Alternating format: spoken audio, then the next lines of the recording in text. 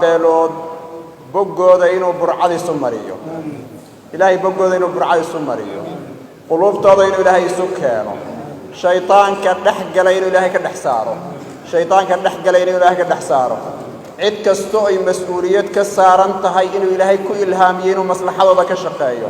maslaxada ummadda inuu ka shaqeeyo maslaxada ummadda inuu ka shaqeeyo qof kasto oo dawr ku leh oo maslaxada ka shaqeeyay ilaahay waxaan u weydiinaynaa inuu thawaabkiisa weyneeyo khayrkan ugu badan inuu ku jazeeyo inuu ilaahay abaalkooda janno ka dhigo inuu jannatul firdaws ilaahay ugu bedelan ilaahay weydiisanaynaa waxaan leenahay arrintan oo kale laba qaybood bay u qaybsamaysaayo ruuxu hadduu ka shaqeeyo oo islaax daatil bayn hadduu ka shaqeeyo wuxuu helayaa wax ka khayr badan salaada iyo soonka hadduu ka shaqeeyo ifsaadkana diintiisa ayaa xiirmaysa nabiga calayhi salaatu wasalaam wuxuu ku tilmaamay xaaliqa inay tahay ifsaad daatil bayn hiya alxaaliqa waxay xiiraysaana waa diinta oo ay ruuxa qalbigiisa ka saaraysa ilaahay quluubta diinta ha noogu sugo quluubta diinta ilaahay ha noo geliyo ilaahay cudurrada jira ha inaga saaro ilaahayow awlaadda noo suubi oo ehelka noo suubi oo madaxda ilaahayow noo suubi baan leenahay inta badan soomaalidu waxaan u malaynayaa habaarkay ka yaqaanaane waxaan leenahay ilaahu madaxda noo hagaaji kuwa ugu fiican ilaahu madax nooga dhig ilaahu madaxda kuwii noo aanu noo hagaaji baan odhanaynaa laakiin dabada ilaah ka tuur haddaan idhaahno dabadaan ka wada tuurmaynaaye kulligan allahayna hagaajiyo kulligan allahayna suubiyo ilaahay waddada toosan haynugu rido wasala allahu calaa nabiyina muxamedin wacala aalihi wasaxbi wasallam haddaad ku safarto waddanka gudihiisa waxaad la kulmaysaa cibro waxaa kuu kordhaya garasho waxaad xaqiijinaysaa ood leedahay war dadka dhulkan xaggeen dad uga doona waxaan aada u safri jiray weliba habeenkii 254 kilomitir oo Doobley iyo u dhaxaysa Raaskaambooni dhulka intaa leeg masaafada laga degan yahay marka la isku celceliyo 30 kilomitir ma dhan raad arkayso wixii raadka dhaafay waa cidood ogaad raadkeed baad arkaysa dad iyo xoolo midna raadkooda ma arkaysa maantana dhul baan ka hadlaynaa la isku laynaya dhul baa la leeyahay waa laga hadlayaa daaqsin baa la leeyahay waa laga hadlayaa ma joogno xilligii xoolaha badaan dadku haysteen xataa ee loodu ay badnayd ee 3,000 iyo 4,000 oo neef laga hadli jiray way dhammaadeen xoolihii waad garan karaysaa markaa maanta waxaa la isku haysan karaa muxuu yahay waa wax qadar dad baa ilaahay waxa la dacay inay ku dhintaan kuwana ilaahay wuxuu la dacay inuu ku cadaabo kuwana ilaahay wuxuu la dacay inay nabad marka dambe ku gaaraan waxaan rabnaa waxaan u malaynayaa wacdiga culimadu wuxuu ku soo ururayay hadday laba qolo islaayaan in la dhex galo hadday middood diidana tii diidda ha la isugu tago gacmaha laga qabto labada qolo waan la hadla waxaan u malaynayaa gooni baanu arkay qolada sare soorra waan la hadla culimadana waan la kulmay waanana isu keenay culimada iyo kuwa kale shirkaan maanta dhammaystir ma aha laakiin waxaa lagu dhammaystiri doonaa meeshii shirku uu ka socday ee waxaan maanta halkan ugu qabannay inaan tusno isu keenno kala qayb galo aan u sheego wixii hadda laga bilaabo inaan anigu ahay qofka toos ugu xidhan ee qolada dhexdhexaadinta ku jirta aan anigu ahay qofka saddexaynaya oo gacmahaan idin qabanayno oo ma dulqaadanayno qof Soomaaliya intuu ku duulo inuu dilo oo uu dhiiggiisa banaysto waxaan rabaa inaan idiin sheego inaan la aqbalaynin haddana ay hortiina ka sheegeen labadii ugaasba danta ay leeyihiin iyo ujeeddadoodu waxa ay tahay dhulka ilaahay baa iska leh dhulka ilaahay baa iska leh qof walibana wuxuu ku tabcaduu ku leeyahay intuu ka noolaystuu ku leeyahay wuu inaga badan yahay cawramalo iyo harti maanta haddaan weydiiyo war idinku haddaad maanta kala joogtaan ood kala xeeladaystaan oo cabsi idin kala dhex gasho car ii sheega baadidii geel iyo xooluhu lo-da iyo geela iyo nirgaha iyo weyluhu xaggee aadayaan aan idin weydiiye waxaa hadda la ii sheegaya baadidii intay tagtay oo laga daba tegi waayey in nirgihii uu libaax cunayo oo meel cidlaa ku dhimayaan yaa mas-uulka ah neefka meeshuu shalay daaqi jiray intuu aaday oo nirigtii u socon weyday oo libaax cunay ku baaba'ee bahaahinta ah dembiga ay yaa ka galay dembigaas waa su-aal isweydiin cidda ka gashay waa ayo bal idinku kala xeeladaysateen kala istaagteen xoolahay cidda celinaysa ii sheega waxaan maanta halkaan u imid oo aan isugu kii yeedhay oo beesha iyo culimmada dhexdhexaad ku jirta iyo beesha dhexdhexaad ku jirta intaba aan u sheegayay inaanan mar dambe laga gacan laaban doonin cid kasta oo dhibaato wadana aan gacmaha ka qabanayna haddii ilaahayna taasaan rabaa inaan hortiina ka ballan qaado iyadoo labada qoloba ay iga ballan qaadeen oo ilaahay hortii ay ku ballan qaadeen inay wanaagga ka shaqaynayaan oo xumaan intaa ay kaga eg tahay weliba si niyadsan labadu way uga hadlayeen ilaahay waxaan ka baryaynaa inuuna eexna gelin ilaahay waxaan ka baryaynaa inuuna xumaan inaanu waxaysan inuunana gelin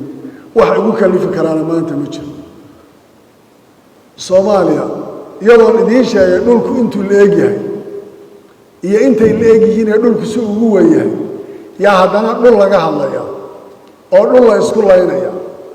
oo goof baa laga waxaysanaya dowladda soomaaliya markay burbureysay siddeetamaadkii waxaa jira goofaf la sharciyeysan jiray goof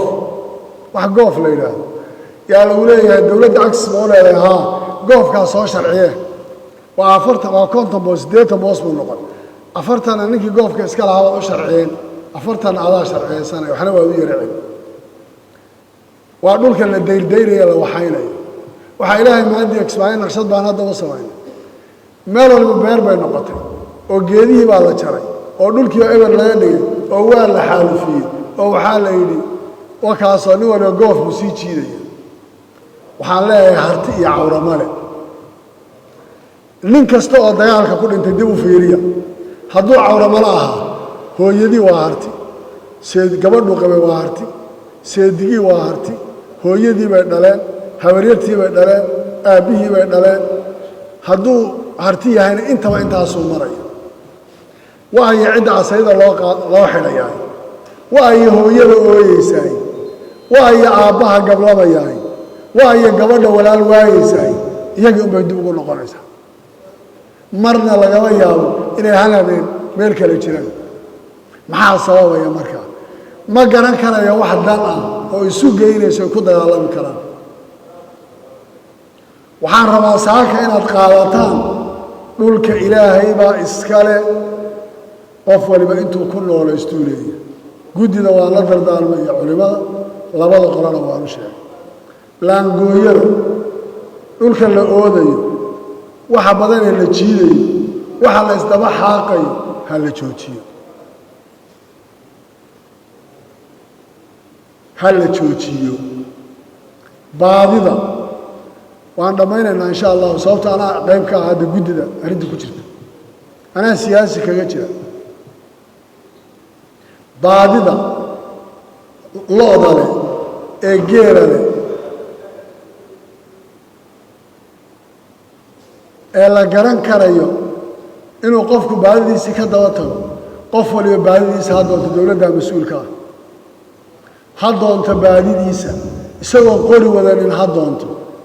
qofkii qof baadi wada dila ee dhib u geysta baadi doonaya waxaad ogaataan amaam allaahi inaan intaa hortiisa markhaati u gashanayo inaan meel allaaliya meeshuu gala aana kaga hadhi doonin oon ku raadsanayo oo aanaan aqbali doonin nirgaha ku dhimanaya labada reer dhexdooda ee qofkiila ilaan xooluhu cawramalana ma aha hartina ma aha caqliga yaqaanaana waa saacaddan oo kale meeshay daaqi jireen ha la doonto baadida ha la isdhex socdo isku mid baan nahay meel ma kala jiro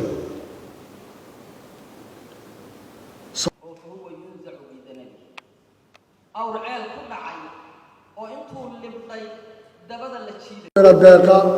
wuu inaga badan yahay isagaa inaga badan waxaan rabaa inaan ballantaa ku galno hawshaa iyada ah inaan joojinno intaa inagaga koobnaato beeshii ku jirta iyo culimmada aan ilaahay u barina inuu u fudaydiyo labada beeloodna aan walaalaha ah oon cidi kale xigin oon cidi u dhaxaynin oo hadda labadii ugaas isgarab fadhiyaan oo xaaji yacquub baada oo halkaa ka fadhiyo inay ilaahay uga cabsadaan qaadaanna mas-uuliyadda annana aanaan mar dambe aqbalaynin inay sidaa wax u sii socdaan haddaan shalay ka gaabinaynin haddaan ka warwareegaynin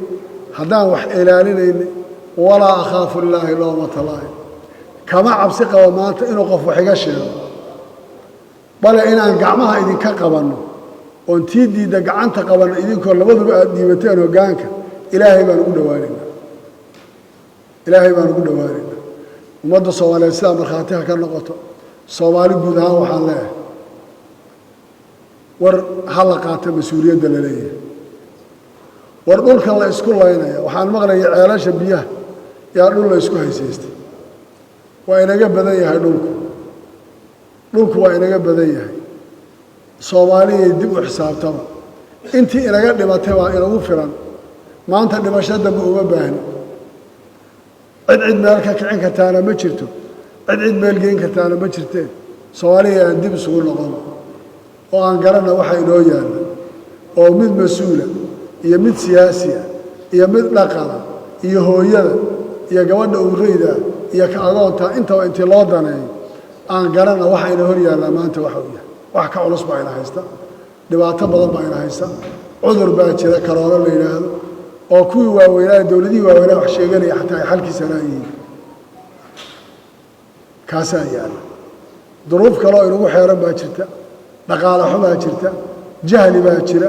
waxaasoo dhan baa u baahan inaan la dagaalaneen ka innaga dhexdeenna aan ka soo noqono labadaa beelood saa isu dhex fadhidaan